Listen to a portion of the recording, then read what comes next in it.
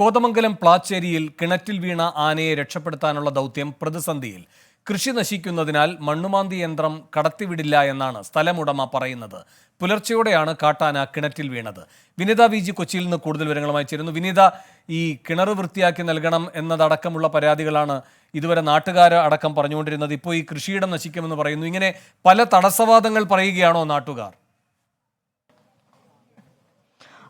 തീർച്ചയായും അങ്ങനെ തന്നെയാണ് വേണു. ഒപ്പം തന്നെ ഈ ആനയെ രക്ഷപ്പെടുത്താനുള്ള ശ്രമങ്ങൾ അത് വൈകുന്നുവെന്ന് കൂടി വേണം നമുക്ക് പറയാൻ. കാരണം ഇന്നലെ രാത്രിയോടുകൂടിയാണ് ആന ഈ കിണറ്റിലേക്ക് വീഴുന്നത്. ഒപ്പം മറ്റ് ആനകളുണ്ടായിരുന്നു, അതിലൊന്നാണ് ഇപ്പോൾ കിണറ്റിലേക്ക് വീണിരിക്കുന്നത്. രാത്രി തന്നെ പ്രദേശവാസികൾ ഈ വിവരം ഉദ്യോഗസ്ഥരെയൊക്കെ തന്നെ അറിയിച്ചിട്ടുണ്ടായിരുന്നു. JCB ഒക്കെ ഈ മേഖലയിലേക്ക് കൊണ്ടുവന്നിട്ടുണ്ടായിരുന്നുവെങ്കിൽ പോലും ഇപ്പോൾ ഈ കിണറിന് സമീപത്തേക്ക് എത്തിക്കാൻ കഴിയുന്നില്ല. അതാണ് നിലവിലെ സാഹചര്യം. കാരണം ഈ JCB ഈ മേഖലയിലേക്ക് എത്തിക്കണമെങ്കിൽ സമീപം കൃഷിയിടമാണ്. അവിടേക്ക് JCB ഇറക്കുകയാണെങ്കിൽ അത് ആ കൃഷിക്ക് ബുദ്ധിമുട്ടുണ്ടാക്കും, കൃഷിയിടം നശിക്കുമെന്നൊക്കെയാണ് സ്ഥലമുടമ പറയുന്നതെന്നാണ് അറിയാൻ കഴിയുന്നത്. അതുകൊണ്ട് തന്നെ അത്തരത്തിലേക്കുള്ള ചില ചർച്ചകൾ മറുവശത്ത് നടക്കുന്നുണ്ട്. പക്ഷെ ആന ഇപ്പോഴും ഈ കിണറിനുള്ളിലേക്ക് തന്നെയാണ് കിടക്കുന്നത്. ഇതിന് പുറത്തേക്ക് വരാൻ കഴിയുന്നില്ല. മണിക്കൂറുകൾ പിന്നിട്ടിരിക്കുന്നു. ഒരുപക്ഷെ മറ്റു ശ്രമങ്ങളൊന്നും രക്ഷപ്പെടുത്താനുള്ള മറ്റു ശ്രമങ്ങളൊന്നും നടക്കുന്നില്ല എന്ന് കൂടി മനസ്സിലാക്കിക്കൊണ്ട് വേണം അത് സ്വയം രക്ഷപ്പെടാനുള്ള അതിന്റെ ഒരു പരാക്രമം അത് നമുക്കിപ്പോൾ കാണാൻ കഴിയുന്നുണ്ട്.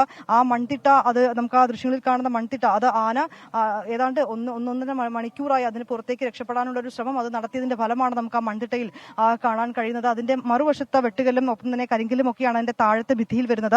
അതുകൊണ്ട് തന്നെ വലിയ രീതിയിലേക്ക് അത് ശക്തമായി ഇടിക്കുകയാണ് എങ്കിൽ പോലും ആ ഭാഗത്തേക്ക് മണ്ണ് വിസ്തൃതി കൂടാനുള്ള സാധ്യത വളരെ കുറവാണ്. പക്ഷെ മുകൾ ഭാഗത്തേക്ക് നമുക്ക് കാണാൻ കഴിയുന്ന മണ്ണ് അത് പൂർണ്ണമായും ആന ഇടിച്ച് പുറത്തേക്ക് കടക്കാനുള്ള ഒരു ശ്രമം അത് നടത്തുന്നുണ്ട്. അതിന്റെ തുമ്പിക്കൈ കൊണ്ടും കൊമ്പുകൊണ്ടും ഒക്കെ നമുക്ക് നേരത്തെ ദൃശ്യങ്ങളിൽ കാണാൻ കഴിയുന്നത് പോലെ തന്നെ അതിശക്തമായി ആ മൺതിട്ടയിൽ ആഞ്ഞടിക്കുന്നുണ്ട്. അതിന്റെ മുകൾ ഭാഗത്തേക്ക് നമുക്ക് കാണുന്ന ആ മൺതിട്ട അത് പൂർണ്ണമായും ഇപ്പോൾ ഏതാണ്ട് ഒരു 60% ഇങ്ങനെ ഇടിഞ്ഞ് വെള്ളത്തിലേക്ക് വീണ് കിടക്കുകയാണ്. വെള്ളത്തിനെ സംബന്ധിച്ചിടത്തോളം ആ വെള്ളത്തിന് വലിയ രീതിയിലേക്കുള്ള ഒരു ജലനിരപ്പ് ഉയർന്നിട്ടില്ല. ഇതൊക്കെ തന്നെ ആന ഇപ്പോൾ വെള്ളത്തിൽ ആശങ്കപ്പെടേണ്ട ഒരു സാഹചര്യമില്ല എങ്കിൽ പോലും അതിന്റെ മസ്തകത്തിലും ഒപ്പം തന്നെ ശരീരത്തിലുമൊക്കെ മുറിവുകളുണ്ട്. അതിങ്ങനെ കൂടുതൽ ശക്തമായി ആഞ്ഞ് പുറത്തേക്ക് കടക്കാനൊക്കെയുള്ളതിന്റെ ഒരു ശ്രമത്തിന്റെ ഫലം കൂടിയാണ് ആ മുറിവുകളെന്നാണ് മനസ്സിലാക്കാൻ കഴിയുന്നത്. ഏതാണ്ട് മണിക്കൂറുകൾ പിന്നിടുന്നു. ഇപ്പോഴും ആനയെ പുറത്തേക്ക് എത്തിക്കുന്നതിനുള്ള മറ്റ് നടപടിക്രമങ്ങളൊന്നും തന്നെ ഇവിടെ ആയിട്ടില്ല. JCB ഇപ്പോഴും റോഡിലാണുള്ളത്. അതിനെ ഈ മേഖലയിലേക്ക് എത്തിച്ചിട്ടില്ല. ഒപ്പം തന്നെ ആനയെ പുറത്തേക്ക് എത്തിക്കുന്നതിനുള്ള മറ്റ് നടപടിക്രമങ്ങൾ ഉണ്ടാകുന്നില്ല.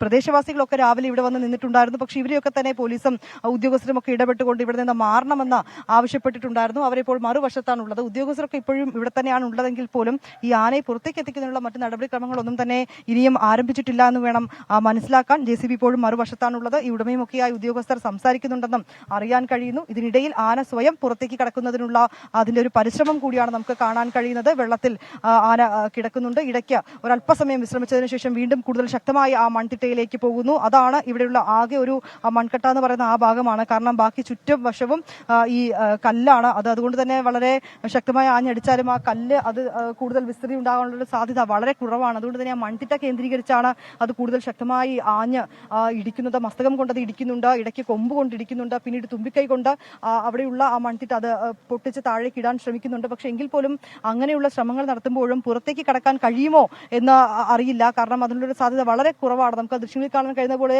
പിൻഭാഗമൊക്കെ കൊണ്ട് കൂടുതൽ ശക്തമായി ആഞ്ഞിടിച്ചതിന്റെ പാടുകളാണ് നമുക്ക് കാണാൻ കഴിയുന്നത്. അതിന്റെ അടയാളങ്ങളാണ് നമുക്ക് കാണാൻ കഴിയുന്നത്. പക്ഷേ അതൊക്കെ കൊണ്ട് പുറത്തേക്ക് കടക്കാൻ ആനയ്ക്ക് ഒരു പക്ഷേ കഴിഞ്ഞുവെന്ന് വരില്ല. കാരണം അത്രയും കൂടുതൽ വിസ്തൃതി ഇല്ല ഈ ഒരു മേഖലയ്ക്ക്. ഈ ഈ കിണറിന്റെ വശത്ത് നിന്ന് വേണം മനസ്സിലാക്കാൻ.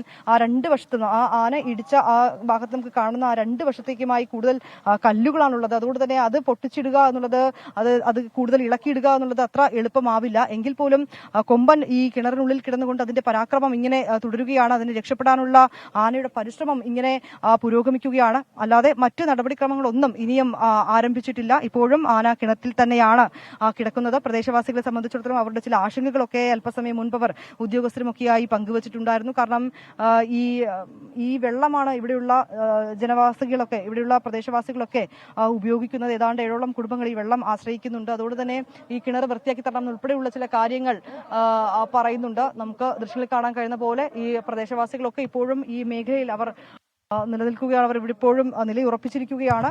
ആന ഇപ്പോഴും വെള്ളത്തിൽ തന്നെയാണുള്ളത്. ഇടയ്ക്കത് പുറത്തേക്ക് കടക്കുന്നതിനുള്ള ശ്രമം നടത്തുന്നുണ്ട്. പക്ഷെ അതൊക്കെ തന്നെ ഇപ്പോഴും വിഫലമായിക്കൊണ്ടിരിക്കുകയാണ്. ശരി, വിനീത വിജയാണ് കോതമംഗലത്ത് നിന്ന് വിവരങ്ങൾ നൽകിയത്.